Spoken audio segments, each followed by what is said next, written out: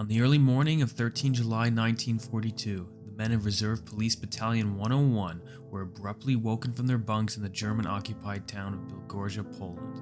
These men were not professional soldiers. Most were middle-aged, drafted into the Reserve Police because they were considered unfit for military service.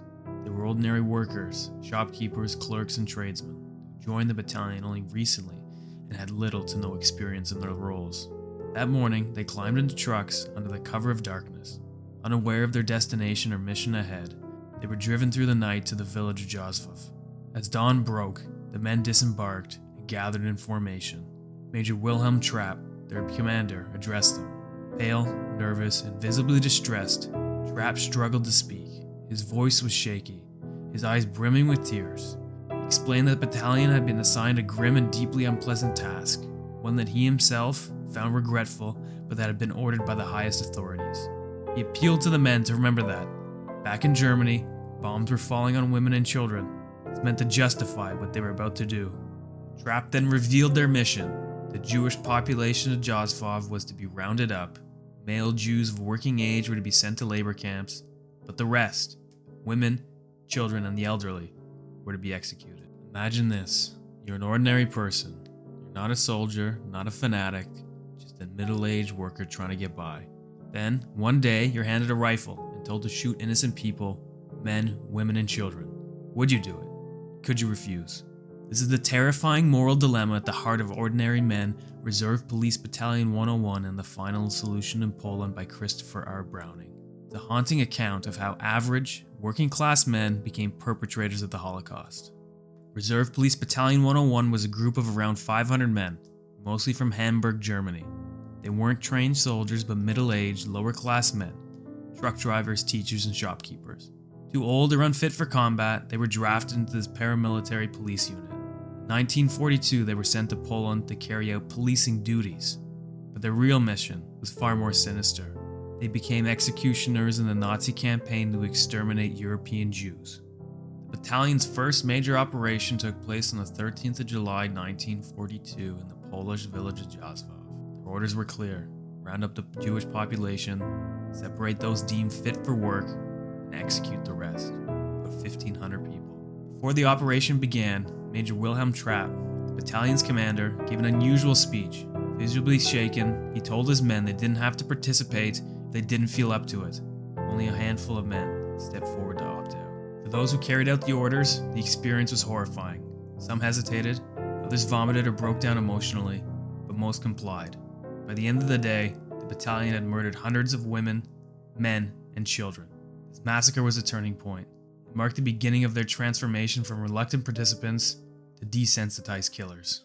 In August of 1942, about a month after the Josvav massacre, Reserve Police Battalion 101 carried out another mass killing in the village of Lomens. By this point, many of the men had begun to adapt to their grim role. The initial shock and hesitation they felt during their first massacre had given way to a troubling acceptance of their duties. In Lomensee, the battalion rounded up approximately 1,700 Jewish residents, including men, women, and children. The operation was more organized than in Josvav. They prepared a mass grave outside the village, where the victims were marched in groups. At the site, the Jews were forced to undress and lie face down in the grave before being shot. This method, designed to make the process more efficient and emotionally detached for the perpetrators, reflected the increasing systemization of the Nazi extermination campaign. Despite the seemingly mechanized process, some men continued to struggle emotionally with their actions, while others became increasingly indifferent. The Lomensee massacre demonstrated how quickly and deeply the men of Reserve Police Battalion 101 had been morally eroded, moving from initial reluctance to becoming systemic participants in genocide. Why did these men comply? Browning explores several psychological factors, starting with conformity and obedience to authority. Most members of Battalion 101 weren't ideologically driven Nazis. They weren't fanatical anti-Semites. Yet in the context of war, they found it easier to follow orders than to resist. Social pressure played a huge role. Refusing meant isolating themselves from their comrades, and many feared being seen as cowards. Here's the crucial point: those who refused weren't severely punished. In fact, a few soldiers openly refused to participate in killings and faced little more than disapproval. This shows that these men had agency. They made a choice to kill. Another key theme in Ordinary Men is incremental desensitization. The men didn't start as cold-blooded killers.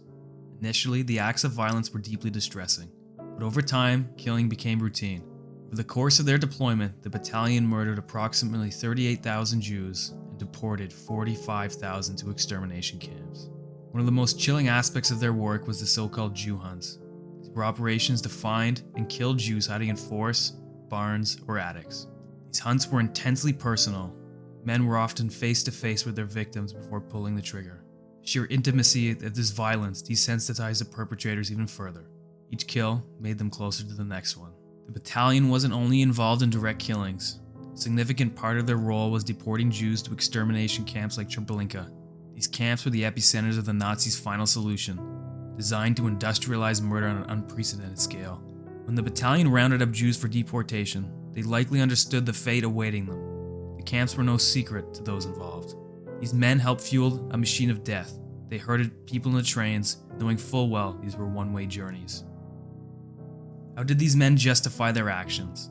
Nazi propaganda had dehumanized Jews for years, portraying them as enemies of the German people. While many in the battalion weren't ideological Nazis, they were influenced by this pervasive rhetoric. But ideology alone doesn't explain everything. Browning argues that the battalion's actions were shaped more by peer pressure, obedience, and gradual moral erosion than by deep-seated hatred. One of the most thought-provoking aspects of Ordinary Men is the exploration of personal responsibility. Browning dispels the myth that these men had no choice. Some refused to kill, and while they faced social stigma, they were not punished harshly. This raises uncomfortable questions. If refusal was possible, why did so many choose to participate? Browning's answer lies in the social dynamics of the battalion: conformity, loyalty to comrades, and fear of standing out. One of the most unsettling aspects of this story is what happened after the war. Most members of Reserve Police Battalion 101 were never held accountable for their crimes. While a handful faced trials, the vast majority returned to their normal lives after the war. Even those who admitted to participating in mass shootings often received lenient sentences or none at all. The reasoning? Many courts viewed them as following orders, or argued that their roles were minor compared to higher-ranking officials. This lack of accountability sends a chilling message. It highlights how easily societies can absolve ordinary individuals of extraordinary crimes, especially when those crimes are committed under the guise of war. Ordinary Men is a sobering reminder of the capacity for evil within ordinary individuals when placed in extraordinary circumstances.